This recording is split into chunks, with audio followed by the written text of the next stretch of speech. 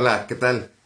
Qué gusto que se conecta con nosotros en otra reflexión más, palabra de esperanza de la Iglesia Bíblica Torrefuerte, de ya este 2 de abril del 2026. Estamos arrancando ya el cuarto mes de este 2026 y damos muchas gracias a Dios porque hoy ya estamos vivos.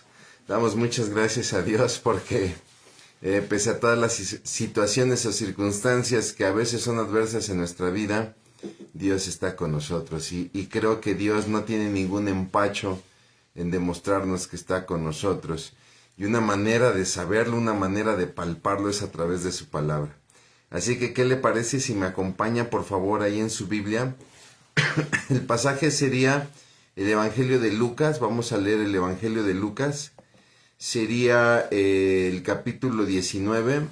Y vamos a leer cuatro versículos cortitos, que serían los versículos del 45 al 48. Lucas, capítulo 19, versos 45 al 48, donde le pongo en contexto, pues recuerde que nuestras reflexiones se basan en nuestras predicaciones dominicales. Y bueno, pues hemos iniciado esta semana con los cultos de Semana Santa. Y entonces, bueno, pues el domingo pasado, Pastor David Pérez nos compartió acerca de la entrada triunfal en esta serie que se ha denominado Volver al Jardín, ¿no? Donde se trata de rescatar esta idea de volver a una relación con Dios. Hay que tener mucho cuidado porque por ahí hay una doctrina que habla acerca de volver al jardín, es decir, que cuando se consumen los tiempos, nosotros vamos a volver al Edén. No, nosotros no vamos a volver al jardín del Edén.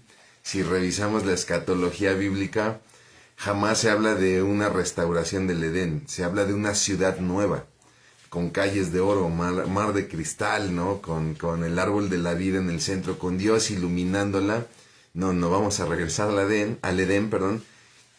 Simplemente es una manera de ilustrar que este volver al jardín es volver a la relación que Adán tenía con Dios de manera directa antes de su caída, ¿no? Pero en ese sentido es que lo queremos manejar. No estamos diciendo que vamos a regresar al jardín del Edén ahí con sus 4 ríos y todas estas situaciones, ¿no?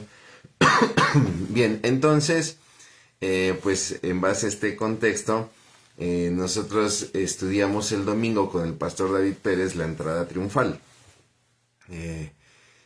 Los pastores han tomado otros pasajes, ¿no? Algunos siguieron hablando acerca de la entrada triunfal, otros hicieron reflexión. El pastor Edgar hizo una reflexión acerca de una de las parábolas que el Señor Jesús contó en esos días. Yo quiero compartir con ustedes lo que pasó un lunes. Quería yo compartir lo que pasó un jueves. Dije, pues estamos en jueves en la mañana. Pues quiero compartir lo que sucedió un jueves en la mañana, donde se habla acerca de la preparación para la cena de la Pascua, ¿no? Sin embargo, creo yo que de eso seremos ministrados hoy en la noche. Y entonces decidí mejor el hablar acerca del pasaje de la purificación del templo. Esto sucedió un lunes. Perdón, Jesús entra un domingo. Jesús hace su entrada a Jerusalén, donde hay un lamento previo por la ciudad. Una ciudad que no conoció lamentablemente el día de su visitación y que nos pone a reflexionar, como lo decía el pastor Pedraza en su devocional ayer. Nos pone a reflexionar si estamos conociendo la visitación de nuestro Dios en nuestros corazones, ¿no? Pero bueno, viene el lunes, donde viene una purificación del templo, y sobre eso vamos a hacer la reflexión. Así que después de toda esta mega introducción, si me lo permite, yo ya veo que tengo saluditos acá, ya empiezo a ver que flotan aquí los likes, quiere decir que todo corra muy bien. Entonces, si me lo permite, haré una muy breve oración y procederemos a la lectura y a la reflexión del pasaje. Acompáñame a orar, por favor. Bendito Padre, cuántas gracias te damos, Señor, porque tú eres bueno, Padre. Gracias por tu palabra, mi Señor. Gracias porque te podemos conocer a través de tu palabra y en ella tú nos fortaleces. A través de ella tú fortaleces nuestra fe, nuestra esperanza. Háblanos este día, Padre, Señor, en el nombre de Cristo Jesús. Amén. Muy bien. me voy a permitir leer para todos ustedes entonces Lucas capítulo 19 versos 45 al 48 y dice así la palabra de nuestro Dios. Luego Jesús entró en el templo y comenzó a echar a los que vendían animales para los sacrificios. Les dijo, las escrituras declaran, mi templo será una casa de oración, pero ustedes lo han convertido en una cueva de ladrones. Después de eso, enseñó todos los días en el templo, pero los principales sacerdotes y los maestros de la ley religiosa, junto con los otros líderes del pueblo, comenzaron a planificar cómo matarlo. Pero no se les ocurría nada porque todo el pueblo prestaba mucha atención a cada palabra que él decía. Muy bien, pues de repente vemos este pasaje y podemos pensar que el Señor Jesucristo de repente pareciera que tuvo un arranque de ira, ¿no? Y cualquiera podría pensar que, bueno, pues el Señor Jesucristo pues también es humano y pues se dio el lujo de darse este arranque de ira, este capricho, ¿no? Pero en realidad nuestro Señor Jesucristo no está ante una situación caprichosa. Es importante para nosotros entender este pasaje que acabamos de leer desde la perspectiva de la ley mosaica, ¿no? Donde Jesús lo ha dicho desde Mateo 5, si no me equivoco es Mateo 5:22, Jesús nos ha dicho que Él no ha venido a abrogar la ley, a borrar la ley, sino que ha venido a hacerla efectiva en cada uno de nosotros. Es decir, no he venido a borrar la ley o a quitarle vigencia, sino que he venido a cumplirla por cada uno de ustedes que no la han podido cumplir, ¿no? Y es lo que está haciendo Jesús. Jesús está cumpliendo la ley. Y parte de la ley, lo que establecía la ley de Moisés en la celebración de las fiestas, las 7 fiestas anuales de Israel, pues la más importante creo yo es la Pascua, era la purificación. Cuando una persona o una familia iba a celebrar la Pascua, la cena de la Pascua, se tenía que limpiar la casa. Y entonces Jesús está limpiando una de las casas más importantes, la casa del Señor, ¿no? Tenemos que tomar en cuenta que la fiesta de la Pascua era una fiesta donde Moisés había establecido un lugar donde todo Israel tenía que ir a ese lugar para celebrar el sacrificio de la Pascua, ¿no? Es cierto, la Pascua, la cena se tomaba en los hogares, pero se tenía que ir a un lugar donde se hacía un sacrificio o donde se presentaban más bien sacrificios a Dios, ¿no? Yo celebro la Pascua con mi familia en mi hogar para recordar que Dios me ha liberado de Egipto, ¿no?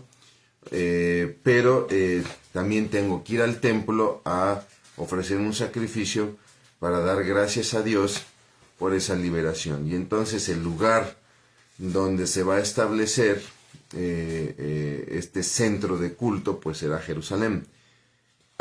¿A qué voy con todo esto, hermanos? Que tenemos que entender que la Pascua es una fiesta de peregrinación, ¿no? Es una fiesta donde todas las personas, todos los judíos de todas las regiones llegarán a Jerusalén para celebrar estos sacrificios. Y cuando digo de todas las regiones, estoy hablando de tierras más allá de lo que en algún tiempo fueron las 12 tribus de Israel. ¿Por qué? Porque sucedió un fenómeno llamado la diáspora, donde muchos judíos, miles de judíos, fueron dispersados a tierras muy lejanas. Por eso es que vemos en el libro de los Hechos a un etíope, ¿no? A un servidor de la corte de la reina de Etiopía, que va a las fiestas de Israel. ¿Por qué? Porque este etíope profesa la religión judía, ¿no? Entonces, para que nos demos una idea, mis hermanos, pues estamos hablando de una fiesta que albergaba unos 100,000 peregrinos cada primavera, ¿no? Y entonces, pues mucha gente por el viaje, pues obviamente no era muy difícil viajar con el animalito que se iba a sacrificar. Era mucho más fácil llegar a la ciudad y en la ciudad comprar un animalito y presentar la ofrenda en el templo, pero el templo no manejaba cualquier moneda. El templo, por ejemplo, no aceptaba monedas romanas. ¿Por qué? Porque se consideraban monedas paganas. El templo tenía su propia moneda. Entonces las personas que querían presentar su ofrenda con moneda, tenía que cambiar la moneda del lugar donde venían. Normalmente eran monedas romanas, ¿no? Todo el imperio prácticamente se movía bajo la economía romana. Entonces era cambiar estas monedas que tenían la imagen de César. Usted lo recordará bien porque días después Jesús va a confrontar esta famosa pregunta de la moneda. Bueno, pues entonces se cambiaba por la moneda del templo. Que eso, creo yo, no era incorrecto. Lo incorrecto es que surge ahí una vendimia dentro del templo, ¿no? Donde hay mercaderes, todos controlados por el grupo de los saduceos, un grupo sacerdotal de corte político, ¿no? Con tintes un tanto grecorromanos, donde, bueno, pues estos saduceos, hagan de cuenta que era como una especie, no sé cómo decirlo, como estas organizaciones que tenemos nosotros hoy en día, estas organizaciones de vendedores ambulantes, ¿no? Donde no quiero decir nombres para no entrar en un tema político, pero son estas organizaciones que se dedican a cobrar uso de piso, etcétera, ¿no? Así eran los saduceos con estos mercaderes, ¿no? Y obviamente, pues, la situación es incorrecta porque el templo no era un centro comercial, ¿no? No era ese el propósito. Y entonces ya hablamos de algo lucrativo detrás de todo esto. Porque obviamente, pues el saduceo, al tener el control del templo, al tener el control de un piso especial, pues abusará de esta situación y entonces el asunto se vuelve muy lucrativo. Por eso es que Jesús ve necesario, conforme a la ley, purificar la casa de su Padre. Y entonces es interesante porque las palabras que usa Jesús, mi casa será llamada casa de oración y ustedes la han hecho cueva de ladrones, está citando dos profecías muy importantes. Mi casa será llamada casa de oración, está refiriendo a la profecía de Isaías, mi casa será llamada casa de oración para todas las naciones, ¿no? Esa es la profecía que da Isaías, ahí Isaías 56:7. Y cuando Jesús dice, ustedes la han hecho cueva de ladrones, está hablando un pasaje de Jeremías, donde Jeremías, Dios a través de Jeremías hace la pregunta, vendréis y os pondréis delante de mí en esta casa sobre la cual es invocado mi nombre, y diréis, librados somos para seguir haciendo todas estas abominaciones. Y Jeremías está hablando acerca de la idolatría, ¿no? Es cueva de ladrones delante de vuestros ojos esta casa sobre la cual es invocado mi nombre. He aquí que también yo lo veo, dice Jehová, ¿no? Dura la confrontación que está teniendo Jesús en ese momento con la gente, recordando dos profecías que en su momento también fueron una dura confrontación para los judíos de la época, para el tiempo de Isaías y de Jeremías. Y mi hermano, cuando tú y yo leemos este pasaje que pareciera un arrebato caprichoso de Jesús, en realidad estamos viendo también una dura confrontación hacia nuestra vida, porque lo tenemos que preguntar, mi hermano. Nos tenemos que preguntar cada uno de nosotros en nuestro corazón, ¿cómo está nuestro corazón para adorar a Dios? En lo que hacemos, en nuestra vida espiritual, ¿hay un interés lucrativo? Lo que hacemos en la iglesia, lo que hacemos con la iglesia, ¿tiene un interés lucrativo? Es decir, ¿nuestra iglesia es casa de oración? O quizá no nos damos cuenta que de repente la estamos haciendo cueva de ladrones. Nuestro corazón es una casa de oración o de repente la estamos haciendo cueva de ladrones. La pregunta es delicada. Hermano, ¿usted sabe algo? ¿Está señalando algo? No. La pregunta es delicada porque, nos guste o no, por ejemplo, en una iglesia siempre se maneja dinero, ¿no? Y muchos condenan el manejo de dinero en las iglesias. Mi hermano, el dinero es necesario. En nuestra vida el dinero es necesario. Hay cosas de las cuales es simplemente imposible no hacer si no hay dinero de por medio. Pero recuerde, la situación es de corazón. Entonces yo no puedo decir, híjole, mi iglesia es lucrativa porque maneja dinero. No, la iglesia necesita manejar dinero, necesita moverse a través de diezmos, de ofrendas. ¿Por qué? Porque hay gastos que la iglesia genera que tienen que ser cubiertos. Más bien las situaciones de corazón. ¿Dónde está el corazón en los pastores, en los líderes, perdón, y en la misma congregación? ¿Dónde está el corazón en ese sentido? ¿No? ¿Qué mueve nuestro corazón como iglesia? Es decir, nos interesa la gente por el dinero que nos pueda dejar. Nos interesa eventos como retiros, eventos como conferencias, eventos como, no sé, cultos, por el dinero que nos puede dejar. O nos interesa llevar la palabra, llevar el evangelio, y bueno, pues el dinero será necesario para cubrir ciertos gastos. Esto pasa mucho porque platicando con gente, de repente la gente dice, es que ¿cómo es posible que las iglesias cobren por un evento? ¿A poco Jesús cobró por cosas que hacía? Bueno, si bien es cierto, Jesús no pedía alguna tarifa o algún cobro como tal, la realidad es que sí vemos en muchos pasajes que Jesús era sostenido, ¿no? Que sus gastos eran sostenidos porque, le repito, hay gastos y los gastos es necesario que sean cubiertos, ¿no? Entonces, que una iglesia de repente cobre por un evento, pues puede tener cierta lógica. ¿Por qué? Porque sabemos que la iglesia tiene que cubrir un gasto. Al hacer un retiro de familias, de matrimonios, de varones, de jóvenes, pues se ocupan las instalaciones de un lugar que no está obligado a regalármelo, que se le tiene que dar esta recuperación económica. El pasaje nos lleva más a fondo, mis hermanos. El pasaje nos lleva al corazón.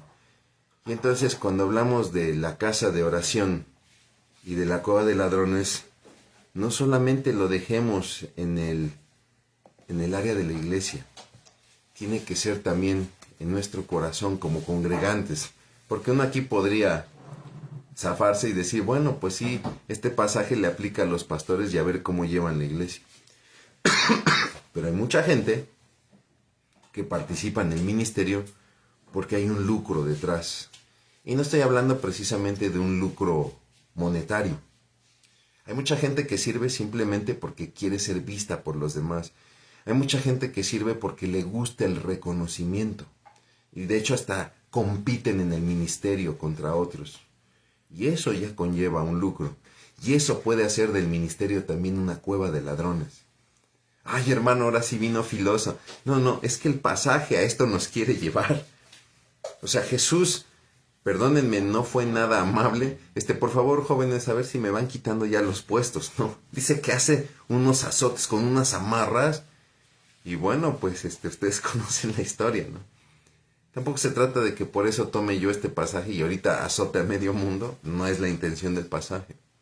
La intención del pasaje es llevarnos a cada uno de nosotros a cuestionarnos.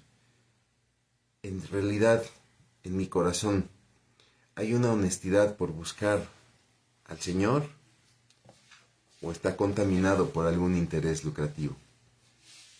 Pero mi hermano, en Jesucristo, tú y yo tenemos la purificación.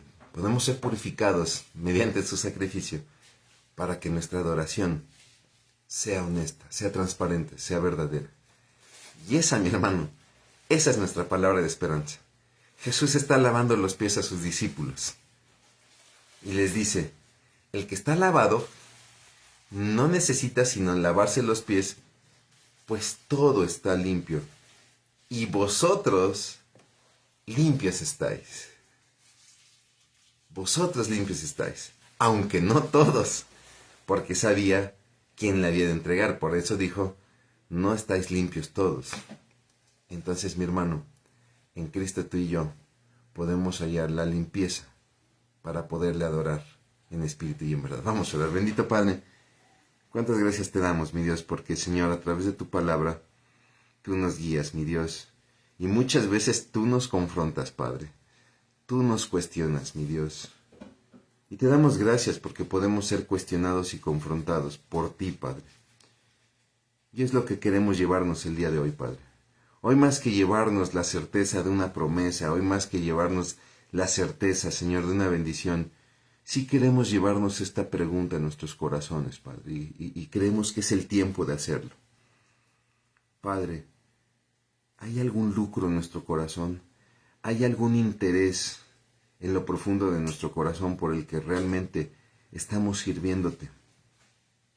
Y que sin darnos cuenta nos estamos volviendo unos ladrones. Porque desde ser así, Señor, necesitamos de ti, necesitamos de tu perdón, necesitamos de tu misericordia. Porque queremos caminar en una adoración en espíritu y en verdad, Padre. Al mundo lo podremos engañar, Padre, pero a ti nadie te puede engañar. Tú no puedes ser burlado, Padre. Y nos es necesario caminar en una relación honesta contigo. Padre, si hemos caminado bajo alguna situación de interés o lucrativa, te pedimos perdón, mi Dios Padre.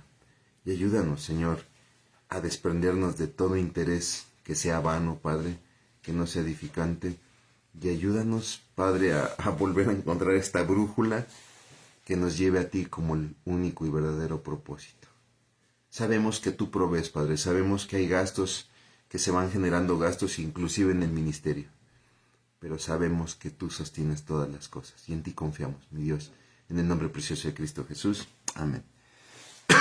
Muy bien, mis hermanos, pues en cuanto a avisos, por el momento son solamente nuestros cultos de Semana Santa. Hoy en la noche tenemos nuestro culto de Jueves Santo, 7:30 de la noche, donde vamos a celebrar la mesa del Señor. Acompáñenos, por favor, para que celebremos juntos la mesa del Señor y recordemos ese gran sacrificio que hizo nuestro Señor Jesucristo, ese pacto que Él hizo a través de los elementos como el pan y el vino, y también recordar que Cristo viene pronto. Mañana tendremos 2 cultos de Viernes Santo, 11 de la mañana, 1 de la tarde, están ustedes invitados. Y el domingo, no lo olvide, 7 de la mañana arrancamos nuestro culto de resurrección, ¿no? Y después retomamos nuestras actividades normales, nuestros cultos dominicales, a partir de las 10 de la mañana, 12 del día y 2 de la tarde.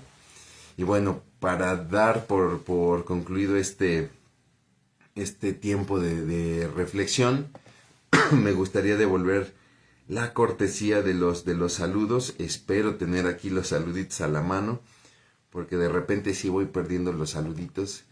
Veo que, permítame, porque sí llegué aquí a perder algunos saluditos, perdí mi página, pero vi que Caro Jiménez fue la primera que nos había saludado.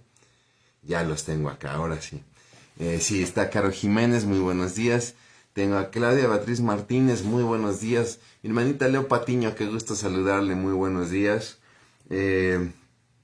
Tengo aquí también a Tita Torres, buenos días, muchas gracias, bonito mensaje. Gracias a Dios por su palabra. La verdad es que pues yo solamente dije lo que está en la palabra, que es una hermosura la palabra de nuestro Dios. Irma Argüelles, muy buenos días. Gaby Ortiz, hola iglesia, muy buenos días. Gracias a Dios por su palabra. Dios me invita a examinar mi corazón. Esa es la intención, me da mucho gusto poderlo comunicar. Mi hermano, no me canso de pedírselo, por favor, no se desconecte de Dios, no se desconecte de su palabra, no se desconecte de la oración y no se desconecte de su iglesia bíblica Torrefuerte, donde usted sabe y lo sabe muy bien. Estamos para bendecirle, que Dios le bendiga.